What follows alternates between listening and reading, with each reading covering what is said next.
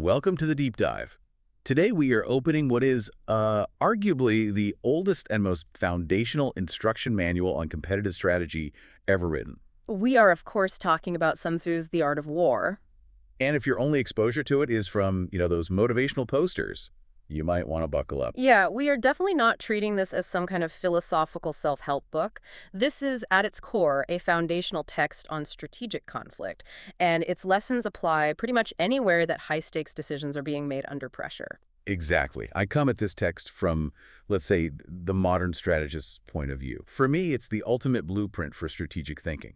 I see its principles, things like information asymmetry, resource management, psychological manipulation, as well as universal and timeless. The ultimate management manual. It really is. It's the core text that executives, politicians, even high-performance coaches still swear by 2,500 years later. And look, it is absolutely brilliant, I won't argue that, but my job today, I think, is to provide the historical gravity. You have to understand why those principles were forged in the first place. Okay. Sun Tzu was operating in a world where strategic failure didn't just mean you went bankrupt or your product failed. It meant the extinction of your state and the slaughter of your people. Right. He says it right at the start. It's the first line. Warfare is the greatest affair of state, the basis of life and death. The way to survival or extinction, it must be thoroughly pondered and analyzed. That opening quote really sets the tone, doesn't it? It immediately establishes that these strategies were born in an environment of, well, total war. This wasn't a game. This was existential calculus. And that is precisely where our central debate for this deep dive lies. Mhm. I would argue, I contend, that you can only really comprehend the book's principles when you ground them in the specific, brutal, logistical, and political realities of ancient China. We're talking about the spring and autumn and then the warring states periods. You think the context is everything? If you remove that context of, say, national starvation or decentralized feudal power, you lose the why. You lose the reason behind that ruthless efficiency he demands. See, and I would argue the opposite. I contend that those extreme conditions of the Warring States period just acted as a sort of pressure cooker. They forced the creation of a rational, a quantified, logical framework that deals with the immutable aspects of competition. The principles themselves, they transcend the technology of chariots and crossbows. So that's our mission today. We're going to rigorously analyze Sun Tzu's key principles, ground them in that historical context using the source material, and try to determine which perspective holds more weight. Is it for the universal strategist or the contextual historian? And to begin that analysis, we have to start where Sun Tzu starts, initial estimations. Yeah. Before you even think about mobilizing an army, you have to evaluate 5 core factors for both your side and the enemy's. This is the absolute bedrock of his rational approach. And these factors are the non-negotiables: the Tao, heaven, earth, the generals, and laws. The real brilliance here, I think, is that Sun Tzu treats these seemingly abstract concepts not as philosophical virtues, but as quantifiable strategic assets. Let's unpack that first one, the Tao. Because in this context, it's not just the way in a mystical sense. Not at all. It's moral influence. It's the unity between the ruler and the people. The question he's asking is, will the troops follow their ruler to their deaths? Will they, and this is a quote, not fear danger? It's a direct measure of political unity and loyalty. And it has to be quantified. It's a hard number. If your soldiers are poorly fed, if they're overtaxed, and they fundamentally distrust their leaders, your Tao is weak. And no amount of, numerical superiority is going to guarantee you a victory. He's demanding a political audit before you even get to the military one. Then you move to the environmental factors. So, heaven. This covers all the natural constraints you can't control. Right. Yin and yang, cold and heat, the constraints of the seasons. It's about timing, weather, climate. All of these forces are non-negotiable. You can't fight winter. And then earth, which is the terrain itself. Far or near, difficult or easy, expansive or confined. Fatal or tenable. Right. Victory hinges entirely on knowing your physical environment and, more importantly, exploiting it. The movement of the army is completely dependent on the topography of the theater of war. Then you get to the human element. The human capital, the generals, and the list of virtues is demanding. They have to encompass wisdom, credibility, benevolence, courage, and strictness. Sun Tzu doesn't allow for any weakness in the operational leader. None. And finally, you have laws. This is the organizational stuff. It's military organization, administrative regulations, the procedures of command, and maybe most crucially, logistics management. This factor is the skeleton that the entire military machine moves on. So, by comparing the state of these 5 factors for both sides, your Tao versus theirs, your logistics versus theirs, and so on, you generate your initial estimation of victory or defeat. You win the war on paper before a single person steps onto the field. And you have to, as he says, thoroughly ponder and analyze these factors before you even think about mobilizing. Because mobilization Yeah. in the ancient world was catastrophic. And I think we need to unpack that logistical catastrophe right now, because this is where the historian's perspective really provides the gravity for the strategist's more abstract concepts. I think that's fair. When people today talk about strategy, they talk about budgets and quarterly reports, right? Right. Sun Tzu was talking about the viability of the entire nation state. So give us the sheer weight of it. What did a prolonged war actually mean back then? We have to get our heads around the just astronomical cost of a long conflict in the warring states, period. He details this in Chapter 2, Waging War. Okay. Sun Tzu estimates the logistical effort for an army of 100,000 troops.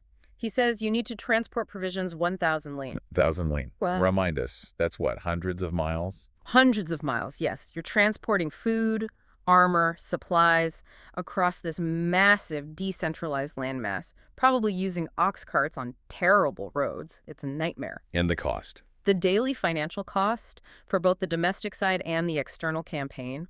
This includes replacement materials, advisors, chariots, armor would consume, and this is a direct quote, 1,000 pieces of gold per day. Per day. Per day. That's just the operational expense to keep the machine grinding forward. 1,000 pieces of gold. To maintain that level of expense for months on end, it would completely empty the national treasury. Oh, absolutely. But even that financial cost was dwarfed by the human cost, which he gets into in Chapter 13. The burden on the populace was immense. Sun Tzu specifies that the number of people inconvenienced and troubled. What does he mean by that?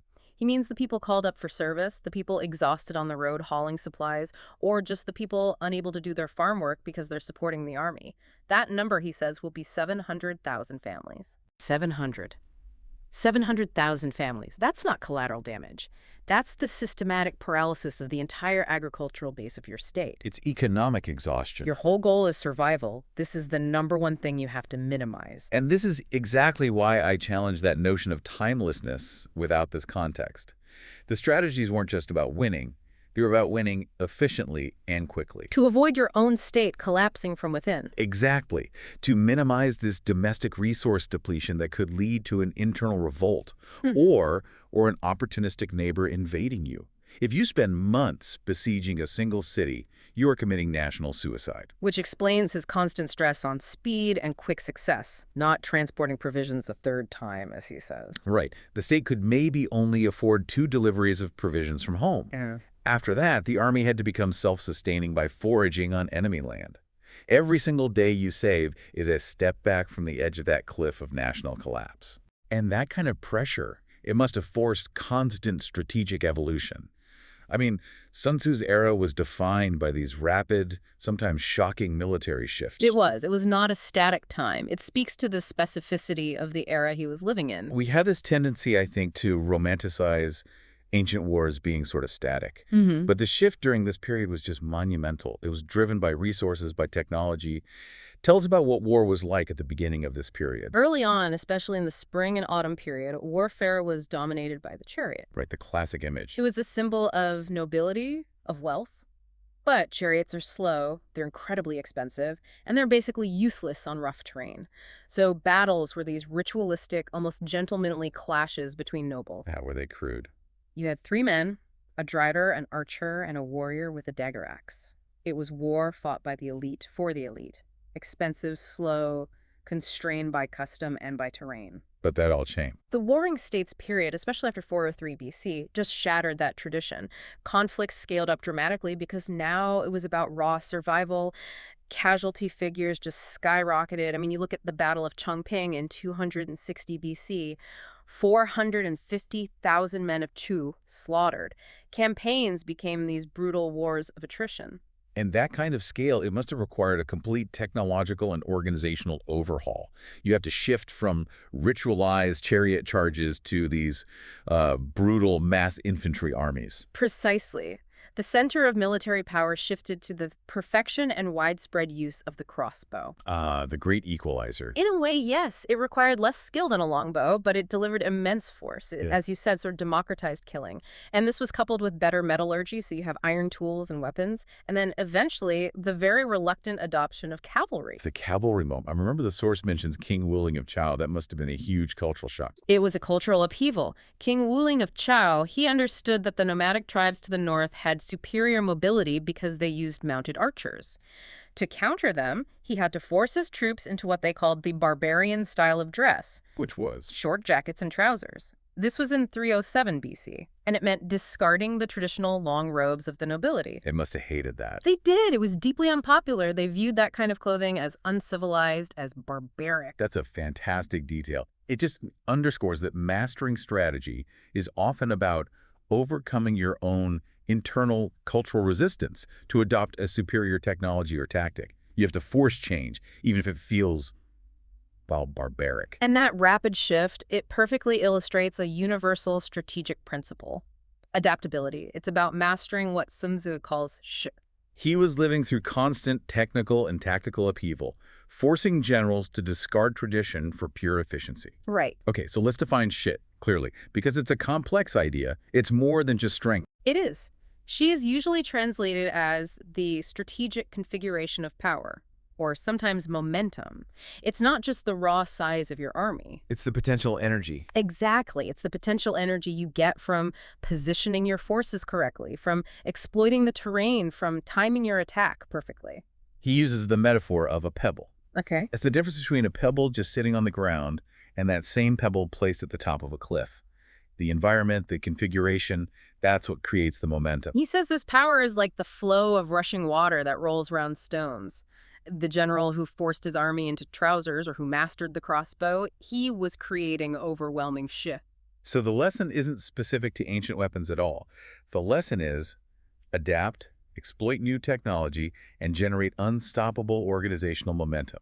That is the definition of strategic advantage, whether the catalyst is a crossbow or, artificial intelligence. Okay, so if she is that configured momentum, let's move to the strategic objective this momentum is supposed to achieve. This is probably the principle that gets quoted most often in non-military contexts. It's the ultimate goal, right? The definition of supreme efficiency. The highest realization of warfare is to attack the enemy's plans. Next is to attack their alliances, next to attack their army, and the lowest is to attack their fortified cities. It's a perfect inversion. The hierarchy of violence is completely flipped on its head. Direct combat is the absolute least desirable option. And that's the cornerstone of his strategic genius. The most successful and cost-effective route is nonviolence. So, from your modern strategist perspective, what does it mean to attack the plan? In a modern context, attacking the plan is attacking the core intellectual property. It's disrupting the product roadmap or the long-term vision. It's about disrupting their internal coherence before they even mobilize their resources. I have to interject here, though. When you talk about disrupting a product roadmap, what happens if you fail? A product launch gets delayed. When Sun Tzu is talking about attacking the plan, if you fail, the king of Chu executes you and your entire family. Does the modern boardroom, which is operating under the calculus of quarterly returns, truly feel the kind of ruthlessness that is required for this level of efficiency? That's a really fair challenge. Yeah. The stakes are different, absolutely. But the logic of efficiency remains identical. Attacking the plan, even in a business context, means you preserve your own resources while you make the enemy's efforts completely useless before they can yield any results. You're maximizing your return on strategic intelligence. Okay, let's move down his list. What's the modern interpretation of attacking alliances? That's undermining their partnerships, their supply chains, their key investor relations, or any crucial government or regulatory support they have. If you can isolate your competitor politically or economically, you basically negate the need for a direct confrontation. You've starved their shi by dismantling their external support structure. And attacking the army itself is still better than the absolute lowest option. Attacking fortified cities, siege warfare. Why is siege warfare defined as the pinnacle of strategic failure? Because the cost analysis is just appalling. We go right back to Chapter 2. It's something you only adopt when it's absolutely unavoidable. You need 3 months just for preparation, building protective shields, assault wagons, earthworks, and then another 3 months for the actual construction and execution of the siege. That's 6 months. 6 months of your entire national resource base being drained, and you're completely exposed to external threats the whole time. And Sun Tzu warns that the general who can't control his impatience, who launches a premature, what he calls an ant-like assault, he risks killing 1/3 of his own officers and men without ever taking the city. So the lesson is minimizing resource depletion. In a modern context, it's maximizing your ROI. It's avoiding those protracted, expensive legal battles or trade wars that just suck up all of your institutional capital for years. And the highest strategy is defined by what he calls preservation. Preserving your resources, and crucially, preserving the enemy's assets for your own later use. Why would you destroy the infrastructure when you can just take control of it? And this ties directly back to the brutality of the Warring States period. Preservation was so desirable precisely because destroying a city meant destroying the very agricultural capacity you needed to feed your own 700,000 families back home. Right. If you conquer a territory, but you devastate the land in the process, you've just inherited a massive liability. It also mitigated the risk of being exploited by a third party. A prolonged conflict created a dangerous vacuity, as he puts it, a moment of weakness. I remember reading about that. When King Holu of Wu attacked Chu, he knew that Yu, another rival state, could just sweep in and capitalize on Wu's weakness if the campaign dragged on too long. The threat was always triangular. It was never a simple one-on-one conflict. And that whole anecdote about Wu's campaign, it shows that this strategy actually worked in its own time. Wu, guided by Sun Wu and Wu Zhusu, they systematically destroyed Shu to the west, they overawed Qi and Qin to the north, and they forced Yu to submit. And they achieved these massive military objectives through strategic maneuvering. They attacked the plan, they attacked the alliances, and they did it without that protracted logistical drain of doing a dozen different sieges. It just goes to show how volatile the political landscape was. Allegiances shifted constantly. A state was only as strong as its current alliances, which made alliance manipulation an immediate and essential strategic priority. Which brings us very neatly to the next universal principle. The Tao of deception. And the absolute necessity of intelligence. Victory is entirely dependent on secrecy and knowledge. Sun Tzu is very clear, he says flatly, that prior knowledge cannot be gained through divination or omens or any kind of magical thinking. It only comes from one place. Spies. It's a purely evidence-based approach to conflict. This is the core doctrine of information warfare. If you know the enemy and you know yourself, your victory is assured. If you know heaven and earth, the environment as well, he says your victory can be complete. Let's analyze that cornerstone of his philosophy on maneuver and formlessness, the famous deception quote from Chapter 1. Warfare is the way of deception. Thus, although you are capable, display incapability to them. When committed to employing your forces, feign inactivity. When your objective is nearby, make it appear as if distant. When far away, create the illusion of being nearby. The strategic ideal is to be utterly formless. If the enemy cannot perceive your actual configuration, your Hing, they can't respond effectively. Deception forces the enemy to exhaust their own resources, chasing ghosts or responding predictably to a reality you've completely fabricated for them. And this relies on the interplay between what he calls the orthodox, the Trang, and the unorthodox, the Trang. Right, the orthodox is the direct conventional attack, the thing they expect. And the unorthodox is the imaginative, the unexpected feat that creates a moment of chaos and opportunity. But here's the critical paradox, and it's one that I think modern organizations often miss. To execute true Qi, to create that facade of chaos or weakness, it requires supreme internal discipline and organization. That's a great point. If your forces are genuinely disorganized, you can't maintain the deception. Not at all. The general must keep his troops utterly disciplined in order to project a false image of weakness. It's a performance. So the formless general manipulates not just the terrain, but the enemy's psychological state. He alters his strategies, shifts his position rapidly, all to keep the enemy from recognizing his real intent. He has to be, as Sun Tzu says, tranquil, obscure, and unfathomable. Even to his own troops. Right, he has to keep them ignorant of the grand design so they can't unintentionally reveal it. He leads them by the hand as if they were only one man. And this absolute necessity for deception is paralleled by an equal necessity for complete quantified knowledge of the enemy. This is Chapter 10, the Intelligence Manifesto. Thus it is said, if you know them and know yourself, your victory will not be imperiled. If you know heaven and you know earth, your victory can be complete. Victory is known through detailed calculations, through comparative evaluations. This Yeah. wasn't guesswork, it was systems analysis. Sun Tzu demands that you quantify factors like hunger versus satiety, exhausted versus rested, ordered versus disordered, cold versus warm. So if your intelligence tells you the enemy is rested, your strategic job is to harass them until they are exhausted. You use intelligence to pinpoint their specific weaknesses and then exploit them. That's Risk Assessment 101. And how do you get this crucial quantified knowledge? Chapter 13, Employing Spies. Sun Tzu is explicit. Prior knowledge comes only through human intelligence, not mythology.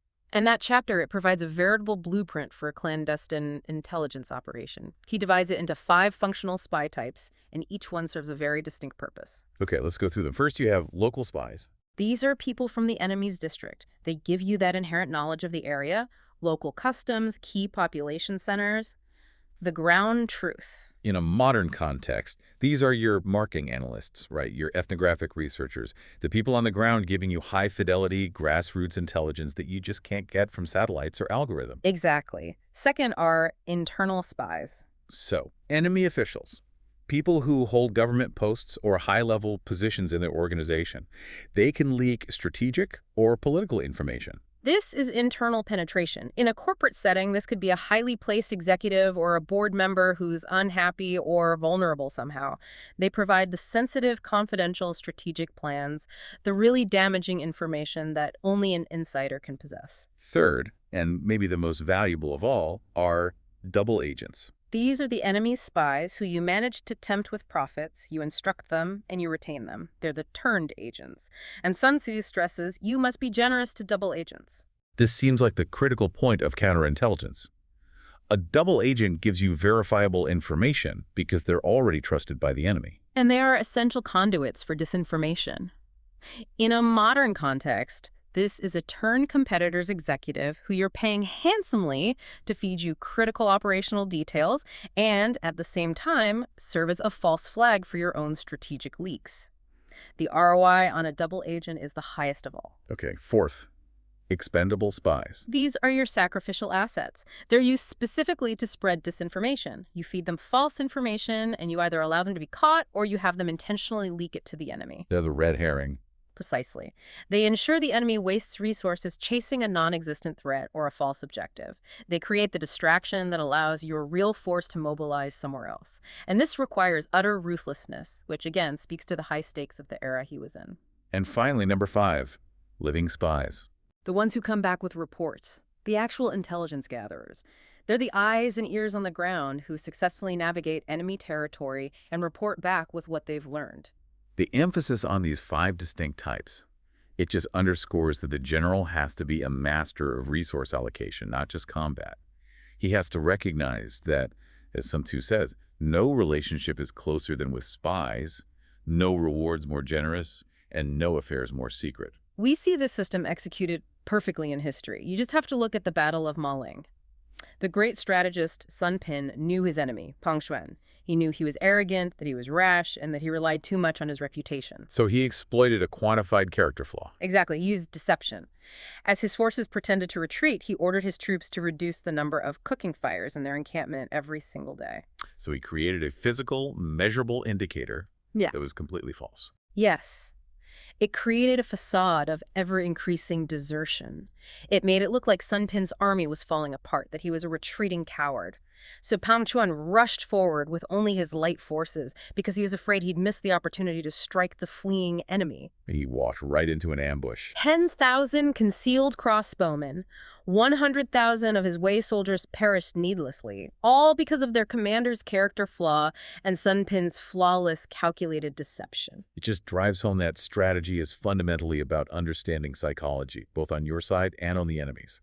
And that brings us to the general, the person at the center of this hurricane of deception and logistics. The commander's character is paramount. Sun Tzu calls the general the supporting pillar of state. If his talents are all-encompassing, meaning he has those 5 virtues and the ability to master the Tao of deception, then the state will invariably be strong. This emphasis on the professional specialist, rather than just the hereditary ruler, is a key reason a lot of critics date the text later in the Warring States period, right? Yeah. as warfare just became too complex for an untrained noble to command effectively. That's right. The general must have wisdom, credibility, benevolence, courage, and strictness. But above all, he must have absolute authority and independence once the operational plan is set in motion. And this is famously illustrated by Sun Tzu's own biography with the test of discipline he administered for the king of Wu. The infamous incident with the palace women. This story is so much more than a cautionary tale. It's a declaration of operational independence. It is. The king of Wu, he wants a minor demonstration of Sun Tzu's methods. So he provides 300 women from the inner palace, and he names his 2 favorite concubines as company commanders. So Sun Tzu tries to teach them simple maneuvers: advance, withdraw, turn around, using the military drums. And they just laugh. They ignore the commands completely. They haven't internalized the stakes. They only know the luxury of the palace. So what does he do? Well, Sun Tzu declares that if the instructions are unclear, it is the general's offense. But if the instructions have been clearly explained and the orders repeated, which they were, and the women still did not perform, then it is the fault of the officers. And the penalty for that is Decapitation. So he orders the execution of the king's 2 favorite concubines. He does. And the king naturally tries to interfere. He sends an official down saying, I know the general is capable, but without these 2 women, my food will not be sweet. He's pleading with him. And Sun Tzu's response is the essential lesson on strategic autonomy. It applies directly to this critical concept of chuan, or tactical expediency. He says, I have already received my commission as commanding general. According to the rules for generals, when I, as a general, am in command of the army, even though you issue orders to me, I do not have to accept them. That is the ultimate assertion of operational independence from uninformed political meddling. And what happened? He executed them. The chain of command was reinforced, and the drill was subsequently performed flawlessly. Discipline was established at the absolute highest level. And that independence is so crucial because the general is the only one who can properly employ this idea of chuan. Can you explain that a bit more? Chuan is the independent authority to seize a momentary volatile advantage on the field. It's the ability to recognize and act on a tactical imbalance of power. So if she is the long-term, pre-configured momentum you build before the battle, then chuan is the general's right to deviate instantly from the original plan to exploit a tactical opening that appears for a split second. It requires immediate, unhesitating decision-making. which is impossible if he has to send a messenger back to the capital for permission. Exactly. And Sun Tzu then lists the 3 specific ways a ruler harms the army by interfering, and they all boil down to violating the general's right to exercise chuan. First, ordering an advance or retreat at the wrong time, what he calls entangling the army. Directing military affairs like it's civil administration, which just confuses the officers who are used to military rigor. And the third way is the most profound, I think. Not understanding the army's tactical balance of power, its chuan, but undertaking responsibility for command anyway. This causes doubt. It does. The leader who doesn't grasp the volatility of the battlefield will destroy morale and make his entire force vulnerable. The modern equivalent is insulating your C-suite operational leader from unqualified corporate meddling. You have to let the expert on the ground make the call. And beyond the ruler, the general's relationship with his own troops defines their morale, their chi, their spirit. Right. Sun Tzu advises treating troops like young children and beloved children, saying they'll advance or die with him if he does, but there's a catch. There is. This affection is conditional. If they're treated well but cannot be employed, if discipline is lacking despite the good conditions, then they are what he calls arrogant children, and they're useless. Morale must be cultivated, but discipline must remain absolute. And the general has to manipulate the spirit of the troops, both his own and the enemy's. He says spirit naturally flows. In the morning, their chi is ardent. During the day, their chi becomes indolent. At dusk, their chi is exhausted. It's classic psychological timing. It's not about fighting when you are ready. It's about striking when the enemy's will to fight is at its weakest. The excellent commander avoids the enemy's ardent morning spirit and strikes when it is indolent or exhausted in the afternoon or evening. And furthermore, the general himself must avoid 5 specific character dangers. These aren't just tactical faults. They are flaws that endanger the entire state because they make the general predictable and therefore exploitable by the enemy. This psychological assessment is fascinating. It expands the concept of strategic risk far beyond just the battlefield. What are these 5 fatal flaws? First, being committed to dying. This sounds heroic, but he says it leads to rashness, to sacrifice without calculation. The enemy can easily exploit a general who is predictable in his desire for a glorious martyrdom. Okay, that makes sense. What's second? The opposite. Being committed to living.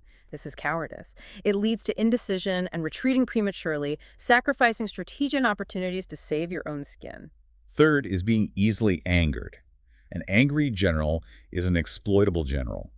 The enemy can easily provoke him into engaging prematurely, just like Sun Bin provoked Peng Chuan. Fourth, being overly scrupulous or honor-bound. This is a general who is paralyzed by protocol or shame. It leads to slow decision-making, and he misses the opportune moment to employ Chuan. And the fifth one is the most surprising, I think. Loving the people too much. Because one who loves the people can be troubled. Why is compassion a strategic flaw? That sounds utterly cold-blooded. It is cold-blooded, but it's purely rational.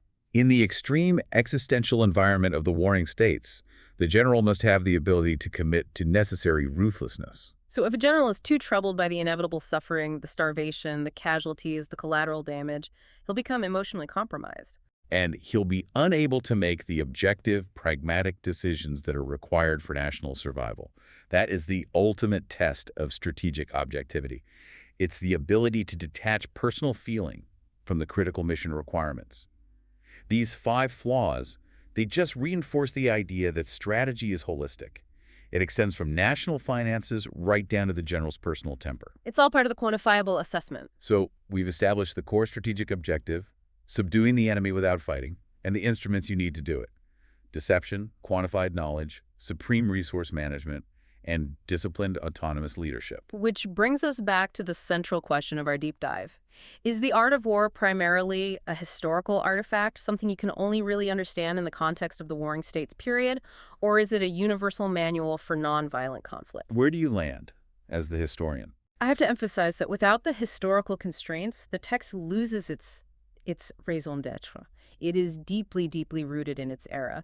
The specific numbers, the concern over village oxen, the reliance on high taxes that are tied to agricultural capacity, these are all products of a very specific, feudal, decentralized system. And the political landscape itself was unique. It was a fragmented world of constantly shifting allegiances, where a man like Wu Tzu could flee from one state to another and instantly become a top strategic advisor to his former country's enemy. Which necessitated that absolute focus on alliance manipulation. Furthermore, that acute awareness of terrain, the 9 configurations, the 6 types of terrain, was a direct consequence of the low-technology communication and transport systems of the time. Terrain management was paramount because logistics were so incredibly fragile. Okay, but if you strip away the bronze halberds and the leather armor, the core logical framework that emerged from all that chaos is entirely intact, isn't it? What Sun Tzu pioneered was a rational, analytical, and highly quantified approach to conflict. He did. He replaced divination and ritualized combat with ruthless pragmatism and objective calculation. You could say the extreme conditions of the Warring States period forced the creation of immutable logical rules for survival. And for me, the universal applicability rests on the enduring power of those non-violent strategies, attacking the plan and the alliance before you ever attack the physical force. In any competitive realm, whether it's politics or business, psychological dominance is always superior to physical combat. And the critical nature of intelligence gathering, of deception, of maintaining formlessness, being unfathomable and using sophisticated spy networks to spread disinformation is as relevant in modern corporate espionage or cyber warfare as it was in ancient maneuvers. And finally, that essential quality of rational, autonomous, and disciplined leadership, a leader capable of mastering the strategic configuration of power, the Shi, and the tactical balance, the Chuan. The 5 factors for estimation, Tao, heaven, earth, generals, laws. That is still the perfect checklist for assessing any competitive venture today. So if we weigh all the evidence, I think the answer has to be a powerful synthesis. It can't be a binary choice. The constraints, the logistics, the weapons, the geopolitical boundaries, they make it an essential historical artifact. We need to know about the 700,000 families to understand the pressure he was under. But the underlying methodology, the rational analysis, the quantified risk assessment, exploiting information, resource management, human psychology, that transcends the battlefield entirely. It deals with the immutable aspects of competitive conflict. I agree. It is a historical document whose extreme conditions force the creation of a logical framework so pure, so rational, that it holds up across millennia, regardless of the technology you employ. The principles are universal because the stakes were so high that only pure logic could guarantee survival. So it functions as both. It's the ultimate historical snapshot of ancient Chinese warfare, and at the same time, a timeless manual on how to compete and win. Which leaves us with a final provocative thought. It's one that Sun Tzu derived from his quantification process, and it applies to any large endeavor you might undertake. It's the ultimate self-assessment imperative, and it comes from the very first chapters of his And text. that's the distinction, the critical difference between the victorious and the vanquished mindset. Yes, Sun Tzu states, the victorious army first realizes the conditions for victory and then seeks to engage in battle. The vanquished army fights first and then seeks victory. Think about that for a second. The vanquished rush into a conflict hoping that a path to victory will just appear. They're driven by arrogance or by haste. They fight before they calculate. But the victorious, they've already done the analysis. They've quantified the elements, the Tao, the laws, the generals, and they have established their unconquerable position before the first shot is even fired. They have already won the war on paper. So, for you listening, ask yourself, what are the specific, quantifiable factors that determine victory in your current endeavor, whether it's a project, a negotiation, a career move? And have you completed the rigorous analysis necessary to ensure that you are already unconquerable before you commit to the fight? Have you secured your position, or are you just hoping to find victory along the way? A truly strategic question to end on. Thank you for joining us on this deep dive into the art of war. And if you're looking to further appreciate Sun Tzu's ruthless efficiency, we highly recommend contemplating the historical context of that spring and autumn period. Understanding the existential threat of famine and extinction really gives weight to why preservation and efficiency were prioritized above all else. Until next time, keep analyzing, keep calculating, and stay unconquerable.